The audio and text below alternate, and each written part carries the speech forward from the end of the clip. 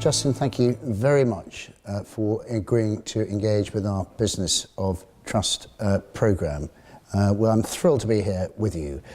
We've been talking about the civic principles, the 5 civic principles, and my first question to you is, which of those resonates with you most? I am going to pick one and then say the rest complement it, which is the interests of others. If you look at many of the scandals of recent years, I think it's where people had a very narrow and oversimplified view of the purpose of their company. You focus only on financials, and that will cost you very gravely. Think of the PPI scandal. Very profitable, until people realized it was not at all in the interest of the customer, which became very unprofitable. Putting the interests of others ahead of your own is necessary, as long as you reach certain levels. Thank you. That is a very, very clear answer to question number 1. That's a very neat segue too into the second element. I've been referring to the fact that, or we talked about the fact that we have a Leaders of Tomorrow community have come up with a series of recommendations.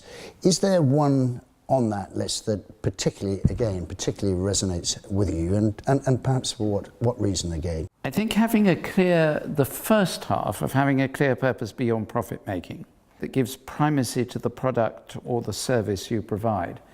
I'm just worrying about some of the underlying agenda there, but have a clear purpose beyond profit making. I remember years ago with a senior executive of a big oil company, when I was doing a lot of reconciliation work, talking about an area where they were operating, and he said, every morning when I get up and I'm shaving in the morning, I say to myself in the mirror, you should be ashamed of what you're doing there, because you are destroying communities. Now, he had a clear purpose beyond profit making. It wasn't actually about primacy to the product or the service he provided. The product, it was an oil company, was digging holes in the ground and getting black stuff out. But he felt that as a human being he was diminished by the failure of his organization to achieve that greater end for which it existed, of human flourishing. The trust agenda and trustworthiness, building trustworthiness, is very complicated and complex. And there's not the single light switch that one can turn on. Absolutely. If there was one recommendation that you would give to the communities that you engage with on a regular basis around trustworthiness, what would it be?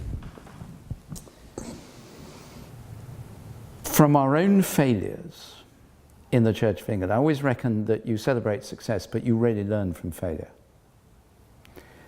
And from our own failures, I think having ways in which you hear the voices you don't want to hear.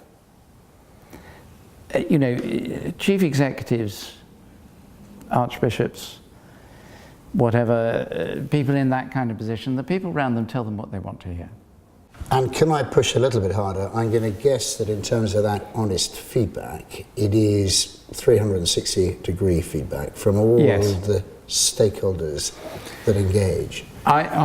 It is, and it's got to be at every level. I have a performance appraisal. I introduced the fact that I'm performance appraised. Every time it's coming up, and I'm in the preparation for it at the moment, I think to myself, why did I ever allow this to happen? Because I know it's going to be uncomfortable. But when I look back, it has, people would say, a lot of people in the church would say there was a lot of room for improvement, but it has enabled me to improve. And is everybody allowed to give you feedback? Yes. I go to, it's anonymized. Mm-hmm.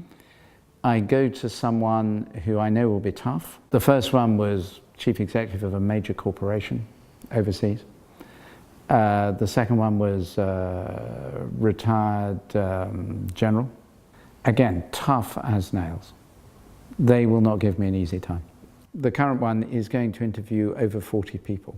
My final question relates more broadly to the Business of Trust programme and our 5 civic principles that we have developed, and it is in large part a binary question. But do you feel that the civic principles in our Business of Trust programme can help in developing trust and trustworthiness? Yes, I do. I think they're necessary but not sufficient. I think there are other things that will build trust. Things like vision build trust. You know, when you see someone with a vision that inspires, your instinct is to build trust. But vision without these is just demagoguery. It's lethal. With these civic principles, I think you have the foundations on which you can build structures which will create much higher levels of trust. Thank you. Thank you. Archbishop of Canterbury, Justin, thank you very much. Thank you, Charles, very much. I really appreciate it. Thank you.